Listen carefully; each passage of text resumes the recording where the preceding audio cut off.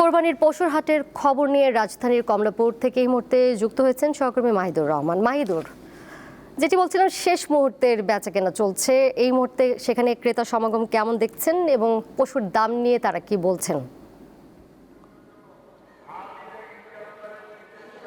জি দোলা, যেমনটি আপনি বলছিলেন যে রাত পোহালেই কিন্তু ঈদ, এবং এই সাধারণত কুরবানির ঈদের সময় কিন্তু শেষ রাতেই কিন্তু সাধারণত সবচেয়ে বেশি বেচা বিক্রি হয়। আমি এই মুহূর্তে রাজধানীর কমলাপুর অস্থায়ী পশুর হাটে দাঁড়িয়ে আছি, কিন্তু এখানে কিন্তু সবচেয়ে ভিন্ন চিত্র আমরা লক্ষ্য করছি যে এই এমন একটি হাট যেখানে আমরা দেখেছি যে এই মুহূর্তে শুধুমাত্র গরু এবং বিক্রেতা ছাড়া কিন্তু একদম ক্রেতা শূন্য একটি জায়গা আমরা দেখছি। আমরা অনেকক্ষণ ধরে এখানে অবস্থান করছি, আমরা কোনো এখানে ক্রেতা খুঁজে পাইনি, শুধু বিক্রেতারা এবং গরুই এখানে দেখছি। তবে এখানে তারা বলেছেন যে বৈরী আবহাওয়ার কারণ এটা একটা হতে পারে, আর দ্বিতীয়ত এখানে বড় গরুর চাহিদাও কম।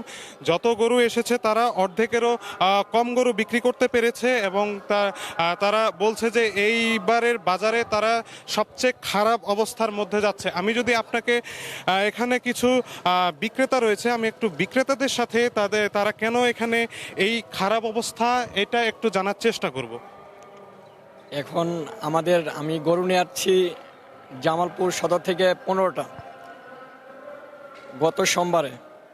কাল পবিত্র ঈদুল আজহা, ঠিক আছে।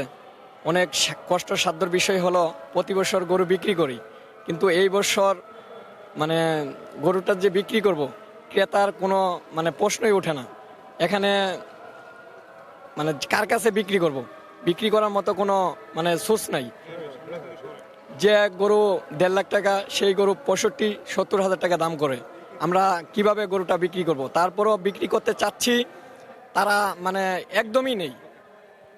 দোলা, যেমনটি শুনছিলেন যে এখানে তারা যে দামে আসলে গরু বিক্রি করতে চাচ্ছেন সেই দামেও কোনো ধরনের কাস্টমার তারা কিন্তু এখানে খুঁজে পাচ্ছেন না। আমি যেমনটি বলছিলাম যে এই রাজধানীর কমলাপুর হাটের কিন্তু চিত্র একদমই ভিন্ন, যেখানে আজকের রাতে আগামীকালকেই ঈদ, এই শেষ রাতে যারা আশা করেছিল যে সবচেয়ে বেশি বেচা বিক্রি হবে, সেখানে একেবারেই ক্রেতা শূন্য এই একটি হাট। তো আমার কাছে এই মুহূর্তে এই হাট থেকে ছিল সর্বশেষ তথ্য। মাহিদুর, আপনাকে ধন্যবাদ।